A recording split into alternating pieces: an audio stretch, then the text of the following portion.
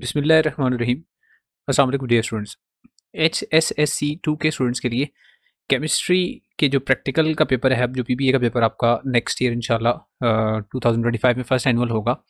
तो federal board ने उसके लिए मॉडल पेपर फिजिक्स की तरह केमिस्ट्री का भी आप लोगों के लिए अपलोड कर दिया है वेबसाइट पे अपनी, और कोर्स भी अपलोड कर दिया है। तो जैसे मैंने पहले वीडियो बनाई थी, उसमें मैंने मॉडल पेपर जो है फिजिक्स का सॉल्व किया, तो यहाँ इंशाल्लाह इस वीडियो में मॉडल पेपर केमिस्ट्री का जो SSSC 2 का है पीबीए का, वो सॉल्व करेंगे। तो पहले जल्दी से लिस्ट ऑफ एक्सपेरिमेंट्स देख लेते हैं।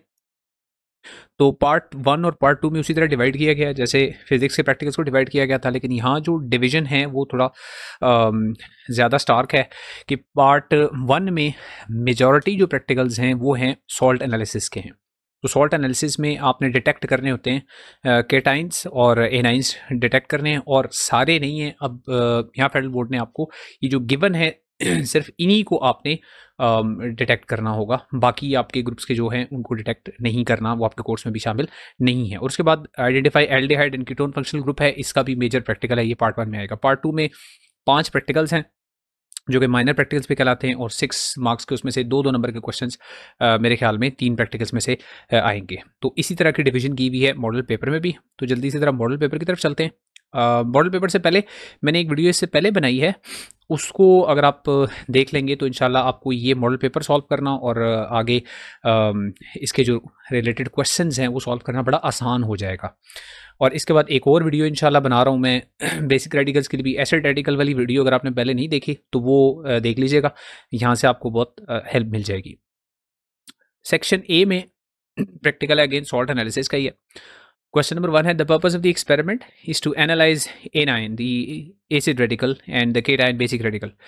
तो जो पहला स्टेप है इसमें आपने डिटेक्ट करना है, जो एसिड रेडिकल है वो डिटेक्ट करना है। तो एसिड रेडिकल की डिटेक्शन में अगर आपको याद हो तो मैंने आपको बताया था कि ओरिजिनल सोल्यूशन में बेरियम क्लोराइड BaCl2 आप डालते हैं। तो BaCl2 डालेंगे तो दो ही ऑप्शन है, या तो प्रेसिपिटेट बनेगा या प्रेसिपिटेट नहीं बनेगा।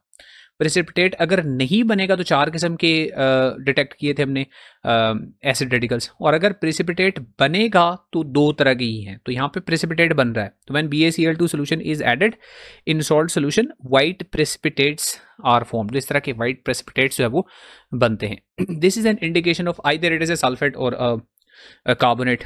तो how can you identify the precipitates are of sulphates not carbonates. तो अगेन अगर सल्फेट होगा, अगर कार्बोनेट होगा सॉरी, तो आप प्रेसिपिटेट के अंदर अगर ऐड कर देंगे HCl तो ऐसे एफर्वेसेंस आपको नजर आएगी। तो एफर्वेसेंस किस वजह से होती है? Effervescence is due to carbon dioxide. लेकिन अगर कार्बोनेट नहीं होगा तो HCl डालने के बाद एफर्वेसेंस नहीं होगी। तो इसका confirm test, sure shot test यही है कि आप प्रेसिपिटेट फॉर्म हो जाए, ऐड कर दें HCl उस प्रेसिपिटेट वाली सोल्यूशन के अंदर, तो एफर्वेसेंस नहीं होगी। तो यहाँ पे आप लिखेंगे क्या कि add HCl in this solution, no effervescence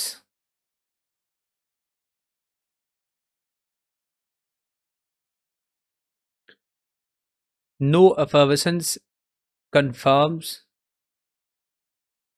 presence of sulfate SO4 2-। अगर एफर्वेसेंस होती तो कार्बोनेट होता, एफर्वेसेंस नहीं होगी तो इसलिए सल्फेट होगा। तो ऐड HCl कर देंगे तो आप सल्फेट को और कार्बोनेट को आसानी से डिस्टिंग्विश कर सकते हैं। अब अगर ये सल्फेट ही है तो उसके फिर कंफर्मेटरी टेस्ट्स होते हैं। ज़रा वंस यू सीन के HCl के बाद एफर्वेसेंस नहीं है, यानी कार्बन डाइऑक्साइड गैस इवॉल्व नहीं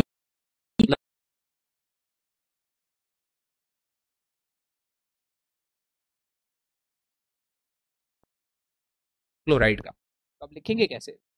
लिखेंगे ऐसे ही कि ऐड, बेशक नाम लिख दें, लेड एसीटेट सोल्यूशन, क्या उसका फॉर्मूला लिख दें, तो ऐड लेड एसीटेट, सिर्फ एसीटेट नहीं उसकी सोल्यूशन है, add lead acetate solution to the OS is original solution. तो क्या होगा अगर लेड एसीटेट सोल्यूशन आपने डाल दिया और उसके अंदर पहले से सल्फेट के आइंस मौजूद हैं, तो ज़ाहिर है साथ साथ बता भी दूं कि अगर सल्फेट के SO4 2- के आइंस मौजूद हैं and you added lead acetate, तो लेड Pb2+ है और साथ उसके एसीटेट है यानी CH3COO CH3COO-। तो इसका मतलब ये है कि ये जो लेड है ये कंबाइन हो जाएगा सल्फेट के साथ और ये लेड का सल्फेट का प्रेसिपिटेट बन जाएगा। तो आपकी ऑब्जर्वेशन में आपने ये लिखना है कि क्या चीज़ प्रोड्यूस होगी। तो लाजमी याद रखिएगा जो भी प्रेसिपिटेट आप लिखेंगे उसका कलर आपने लाजमी लिखना है। तो कलर यहाँ पे होगा वाइट, तो वाइट कलर का प्रेसिपिटेट होगा, तो white precipitate, white PPT precipitate पूरा लिखते हैं, पीपीटी भी लिख दें, फॉर्म्ड।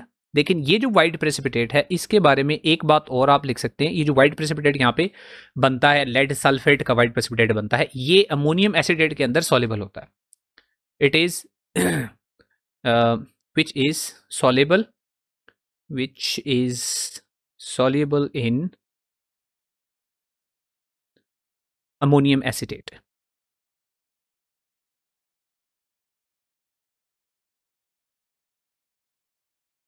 अगेन अमोनियम एसीटेट के अंदर सॉल्युबल इसीलिए होता है कि कंबाइन हो जाता है दोबारा लेड एसीटेट के साथ और फिर से लेड एसीटेट बन जाता है और अमोनियम आइन अलग हो जाता है। इन्फेरेंस, इन्फेरेंस क्या है कि सल्फेट कंफर्म है, तो यहाँ पे हमेशा आप ये लिखेंगे कंफर्मेशन, तो SO4 2- इज कॉन्फर्म्ड। ये एक टेस्ट हो गया। दूसरा टेस्ट है स्ट्रॉन्शियम क्लोराइड का, तो आप उसी तरह लिखेंगे कि ऐड स्ट्रॉन्शियम क्लोराइड लिख दें पूरा, या SrCl2 इसका फार्मूला लिख दें, दोनों दोनों बातें ठीक है। स्ट्रॉन्शियम क्लोराइड का बल्कि ये भी सोल्यूशन होगा, strontium chloride solution to the OS, original solution के अंदर गैप डाल दें। अब स्ट्रॉन्शियम क्लोराइड के अंदर अगेन साथ साथ सीखते भी जाए, हो गया ये Cr है और साथ इसके क्लोराइड के आइंस हैं। अब पहले से मौजूद हैं सल्फेट के आइंस, हम एज्यूम कर रहे हैं सल्फेट के आइंस है, तो स्ट्रॉन्शियम और सल्फेट के आइंस कंबाइन हो जाएंगे तो स्ट्रॉन्शियम सल्फेट बन जाएगा। तो ये जो स्ट्रॉन्शियम सल्फेट बनेगा SrSO4, इसका कलर क्या होगा, तो strontium sulphate again white precipitate होता है, तो आपको ऑब्जर्व क्या होगा, ऑब्जर्व होगा यहाँ पर भी वाइट प्रेसिपिटेट। तो जो वाइट प्रेसिपिटेट ऑब्जर्व हुआ है उसका उसकी सॉलिबिलिटी अगर आपने बतानी हो, इनसॉलिबिलिटी बतानी हो, तो ये कॉन्सेंट्रेटेड HCl के अंदर इनसॉल्युबल होता है। तो white precipitate which is insoluble, अगर आप कॉन्सेंट्रेटेड HCl डाल दें, इनसॉल्युबल इन कॉन्सेंट्रेटेड HCl, ये इजाफी है ना भी लिखें खैर, तो वाइट प्रेसिपिटेट, ये आपकी ऑब्जर्वेशन ठीक हो जाएगी। तो इन्फेरेंस यहाँ पे क्या होगी कि सल्फेट जो है वो कंफर्म्ड है, सल्फेट कंफर्म्ड। तो आपने सल्फेट को कंफर्म कर दिया है इन दो टेस्ट्स के जरिए। इसके बाद नेक्स्ट जो रेडिकल है, बेसिक रेडिकल है, उसको ज़रा हमने डिटेक्ट करना होता है, तो उसके लिए फ्लेम टेस्ट होता है। तो when the salt X is subjected to flame test it gives brick red flame. अब ये इसके बाद मैं एक और वीडियो इंशाल्लाह बना रहा हूँ, उसके अंदर ये जो फ्लेम टेस्ट है सारे, उन इन सब फ्लेम टेस्ट्स में जो कलर आते हैं फ्लेम्स के, उनकी सारी आपको इन्फॉर्मेशन दे दूंगा, वो वीडियो भी इंशाल्लाह साथ ही भी अपलोड कर दूंगा। तो वो अगर आपको कलर्स याद हो जाएं फ्लेम्स के, तो आप आसानी से केटाइंस जो है वो उनको भी डिटेक्ट करवा सकते हैं। तो अगर ये ब्रिक रेड कलर हो, कलरलेस सॉल्ट का फ्लेम टेस्ट में ब्रिक रेड कलर आ जाए, तो वो कैल्शियम होता है। तो इंडिकेट रेडिकल जो है वो यहाँ पर बेसिक रेडिकल जो है वो कैल्शियम का है, तो Ca+2 लिख देंगे, Ca+2। सिर्फ ये बताना था कि कौन सा है ये रेडिकल। अब अगर ये Ca+2 आपको फ्लेम टेस्ट से पता चल गया, अब इसको भी कंफर्म करना होता है, तो इसके भी कंफर्मेटरी टेस्ट होंगे। ज़ाहिर है जिस तरह आपने सल्फेट को कंफर्म किया, दो टेस्ट लिखे, इसी तरह जो कैल्शियम का आइन यहाँ पर हमें मिला है उसको भी कंफर्म करेंगे दो टेस्ट के जरिए। तो कैल्शियम के याद रखिए जो दो टेस्ट हैं, दो तीन टेस्ट होते हैं इसके, तीन बात में बता दूंगा दूसरी वीडियो में भी, सिर्फ दो जो यहाँ पे लिखने हैं। एक है इसका डाइल्यूट H2SO4 के साथ आसान टेस्ट है, और एक सोडियम फॉस्फेट या सोडियम हाइड्रोक्साइड के साथ। तो आप सोडियम हाइड्रोक्साइड बेशक लिख दें, वो सबसे आसान ही है, तो आप यहाँ पे लिखते हैं कि add NaOH sodium hydroxide to original solution OS। ये एक्सपेरिमेंट आपने किया, इससे क्या चीज़ बनी, इससे वाइट प्रेसिपिटेट फॉर्म हुई। किस चीज़ के वाइट प्रेसिपिटेट, देखिए अगर सोडियम हाइड्रोक्साइड है, NaOH है, और कैल्शियम वहाँ पे मौजूद है, तो कैल्शियम का +2 है, इसके अंदर ये दो आइंस होंगे, तो ये कैल्शियम और हाइड्रोक्साइड मिल जाएंगे, तो CaOH होल ट्वाइस ये प्रेसिपिटेट बन जाएगा, और ये प्रेसिपिटेट वाइट कलर का होता है। तो वाइट कलर का कैल्शियम हाइड्रोक्साइड का प्रेसिपिटेट है, तो आपको ऑब्जर्व क्या होगा, वाइट प्रेसिपिटेट फॉर्म्ड, ये ऑब्जर्वेशन होगी। और इस ऑब्जर्वेशन को आप इन्फेरेंस में क्या लिखेंगे कि कैल्शियम जो है वो कंफर्म हो गया, Ca+2 इज कॉन्फर्म्ड। उसके बाद दूसरा जो टेस्ट लिख सकते हैं इसके अंदर, वो हम लिख सकते हैं सोडियम फॉस्फेट का। तो Na3PO4 है, वो ऐड कर देंगे इसके अंदर। तो ऐड Na3PO4 सोडियम फॉस्फेट, और इसका भी सोल्यूशन, बल्कि add Na3PO4 solution to the original solution. तो अब क्या होगा, अगेन देखें Na3PO4 में दो आइंस हैं, एक Na का आइन है, एक फॉस्फेट का आइन है, PO4 -1 नहीं -2 है। अब हम एज्यूम कर रहे हैं कि कैल्शियम मौजूद है, तो कैल्शियम और फॉस्फेट मिल जाएंगे and you'll get calcium phosphate Ca2PO4 whole twice. तो इसका मतलब है कि आप यहाँ पे इसका कलर लिखेंगे, अगेन जो प्रेसिपिटेट फॉर्म होगा, तो ये प्रेसिपिटेट भी वाइट ही होता है। तो वाइट प्रेसिपिटेट फॉर्म्ड, बल्कि टू बी वेरी श्योर आप प्रेसिपिटेट का साथ वो फार्मूला भी लिख दिया करें। जैसे पहले वाले में आप कैल्शियम हाइड्रोक्साइड लिख दें कि यहाँ पर कैल्शियम हाइड्रोक्साइड बन रहा है, यहाँ पे इसके साथ लिख दें, और दूसरे में आप लिख दें कैल्शियम का फॉस्फेट बन रहा है, white precipitate of calcium phosphate formed. और इसका भी इन्फेरेंस क्या होगा, इन्फेरेंस यही होगा कि कैल्शियम यहाँ पर कन्फर्म हो गया है। तो यू विल राइट कि Ca+2 is confirmed, calcium again confirm हो गया। तो सॉल्ट जो बना वो क्या बना, एक कैल्शियम आपने कन्फर्म किया, यहाँ पर जो केटाइन है वो कैल्शियम कंफर्म किया, और इससे ऊपर आपने सल्फेट कंफर्म किया, तो आपका जो सॉल्ट बनता है वो बनता है कैल्शियम का सल्फेट। तो CaSO4 ये है। नेम एंड फॉर्मूला लिखना है तो आप लिखेंगे कैल्शियम सल्फेट, ये नाम है और ये इसका फॉर्मूला है। तो ये एक एग्जांपल है, कोई भी सॉल्ट इस तरह का डिटेक्शन से आपको आ सकता है। Label the above experimental arrangement A, B and C and explain the procedure. तो जो यहाँ पर A, B और C है वो तीन चीज़ें जो है यहाँ पर मार्क हुई हुई हैं। जो फ्लेम टेस्ट के अंदर तीन चीज़ें ये यूज़ होती हैं। ए यहाँ पर प्लेटिनम की वायर यूज़ हुई हुई है, ये है प्लेटिनम वायर। और बी जो है वो सॉल्ट सोल्यूशन है, और सी जो है वो फ्लेम है, उसको फ्लेम कह लें या बंसन बर्नर कह लें, flame he I think, flame के ऊपर ही सी जो है वो हुआ है। तो ये तीनों पहले आप नाम लिखेंगे, ठीक है। This is a platinum wire, नीचे जहाँ जगह है इसकी वहीं पे लिखेंगे, लेकिन यहाँ बता रहा हूँ ये सॉल्ट सोल्यूशन है, और ये इसको आप फ्लेम लिख देंगे नीचे, ठीक है जी। अब इसका प्रोसीजर क्या है, आसान सा इसका प्रोसीजर होता है कि आपने प्लेटिनम वायर का एक लूप बनाना होता है, तो डिप उसको करना होता है, डिप द प्लेटिनम वायर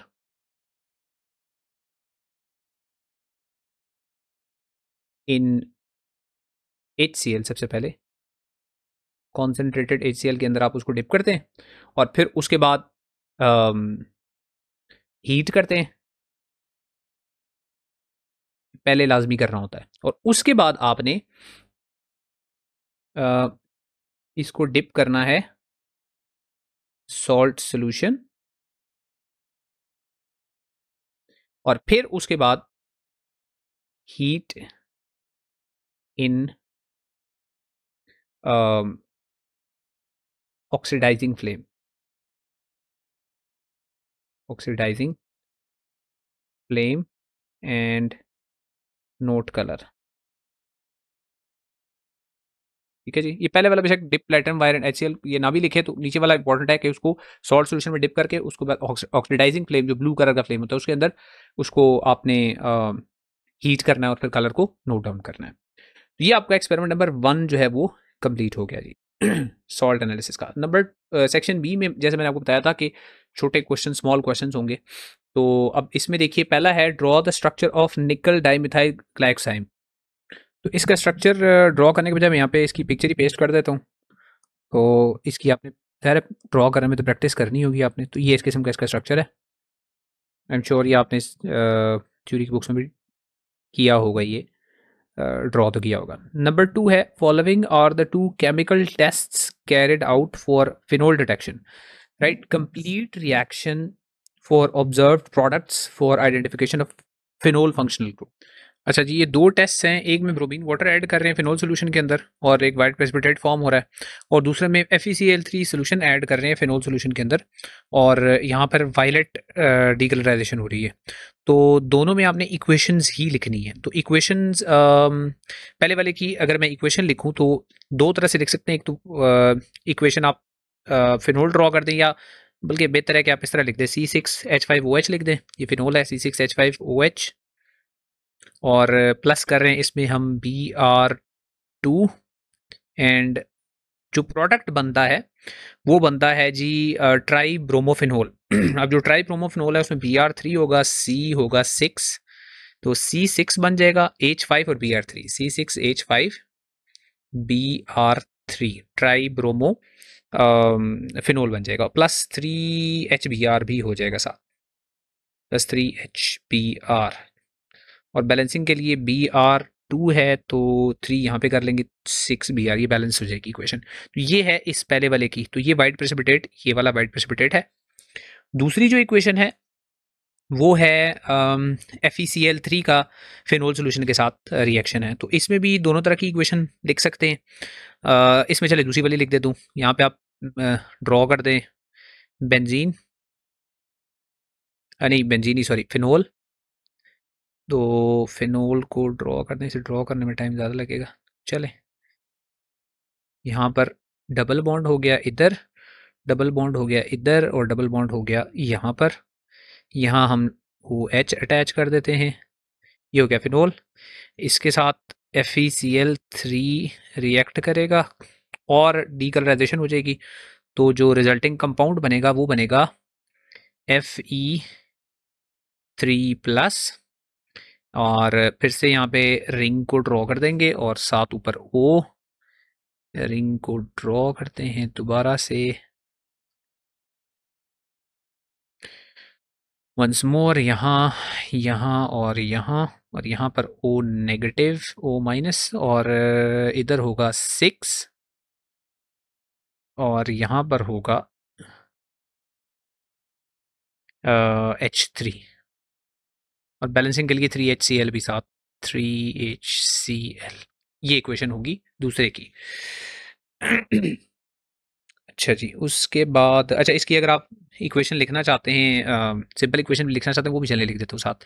वो होगी जी C6H5OH प्लस FeCl3, लेकिन आई थिंक वो वाली बेहतर है, दोनों लिख देता हूँ, चले C6H5O.FeCl3 और प्लस HCl, नहीं प्लस HC, हाँ प्लस HCl।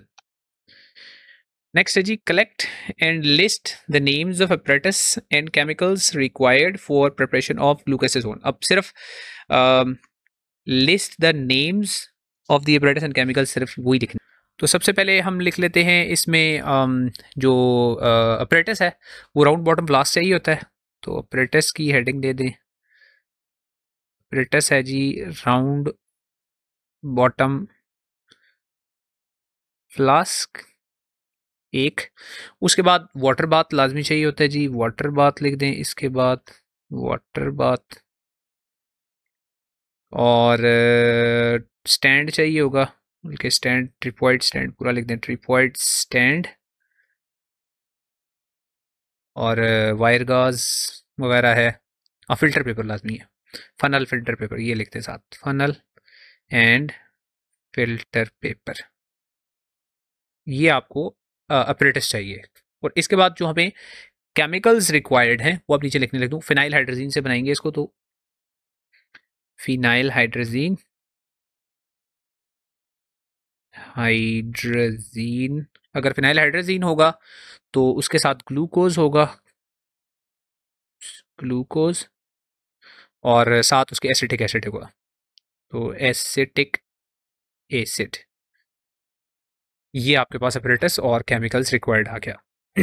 उसके बाद नेक्स्ट एक्सपेरिमेंट क्वेश्चन है जी, write the names of reagents and observation involved in the identification of carboxylic acid, also write the chemical equation involved. तो सबसे कॉमन जो हो सकता है, चूंकि वो एसिड है तो एसिड का कार्बोनेट के साथ रिएक्शन हो सकता है, तो you can have sodium carbonate या सोडियम बाइकार्बोनेट। तो नेम ऑफ रिएजेंट, तो इसके लिए आप लिख दें जी सोडियम बाइकार्बोनेट लिख लें, ये रिएजेंट है। ठीक है जी। ऑब्जर्वेशन क्या है, तो जब कार्बोनेट या बाइकार्बोनेट किसी एसिड के साथ रिएक्ट करता है तो कार्बन डाइऑक्साइड गैस जो है वो इवॉल्व होती है। तो कार्बन डाइऑक्साइड गैस की एफर्वेसेंस जो है वो ऑब्जर्वेशन है। So CO2 is evolved as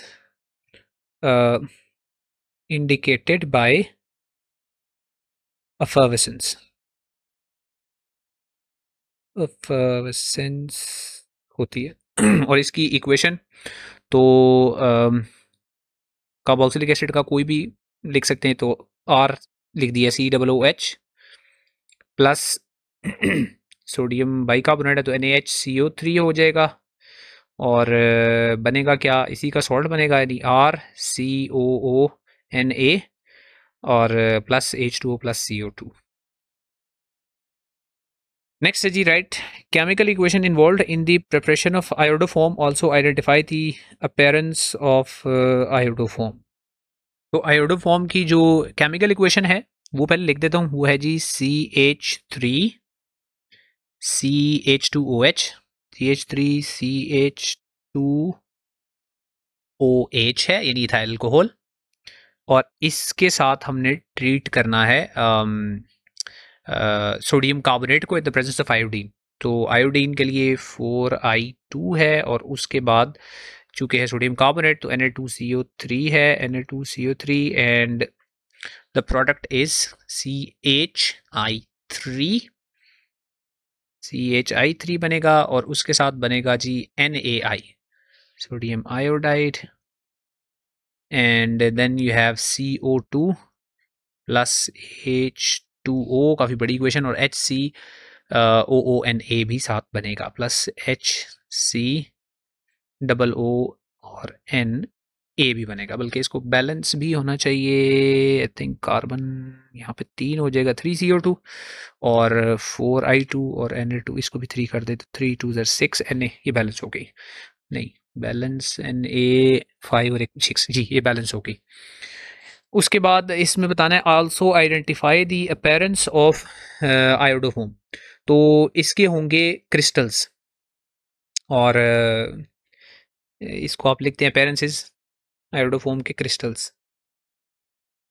crystals of iodoform. तो ये इस मॉडल पेपर का सोल्यूशन है जो मैंने आपको दे दी है। पार्ट 1 में जो इंपॉर्टेंट प्रैक्टिकल्स हैं सॉल्ट एनालिसिस के, अगर आप डिटेल में देखना चाहते हैं सॉल्ट एनालिसिस की पूरी स्कीम, तो ये आपकी स्क्रीन पे सामने वीडियो आ रही है, इसमें मैंने डिटेल से अभी पहले बेसिक रेडिकल्स की स्कीम पूरी डिटेक्शन और मुमकिन क्वेश्चन कैसे आ सकते हैं इस वीडियो में क्लियर किया। इसके अलावा आप फिजिक्स का जो मॉडल पेपर है उसका सोल्यूशन भी, ये आपके सामने स्क्रीन पे दूसरी वीडियो आ रही है, इस पर क्लिक करके वो देख सकते हैं। तो सी यू इन दोज वीडियोस इंशाल्लाह।